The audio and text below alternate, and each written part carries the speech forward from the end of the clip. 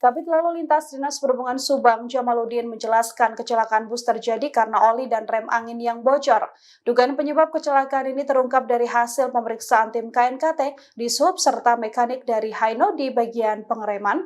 Jamaluddin mengatakan penyelidikan terhadap bangkai bus Putra Faja tersebut masih dilakukan hingga saat ini. Sementara dari penyelidikan bodi mobil modifikasi didapati banyak bahkan yang tidak sesuai dengan peruntukannya. Diketahui 11 orang meninggal dunia dan 33 lainnya mengalami luka akibat kecelakaan bus rombongan siswa SMK Lingga Kencana Depok ini pada Sabtu 11 Mei 2024. Dari pemeriksaan oleh KNKT ditemukan banyak hal ganjil dari bus tersebut.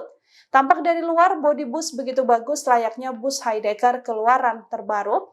Namun di balik cantiknya tampilan luar bus, kendaraan ini banyak telah dimodifikasi. Bus tersebut dibuat tahun 2006 di mana rangka besi dan basisnya buatan pabrikan Haino. Bus tersebut juga dimodifikasi menjadi Heidecker. Bahkan bus Putra Fajar ini juga belum melakukan uji kir padahal masa uji kir sudah habis pada pertengahan 2023. Download Tribun X sekarang.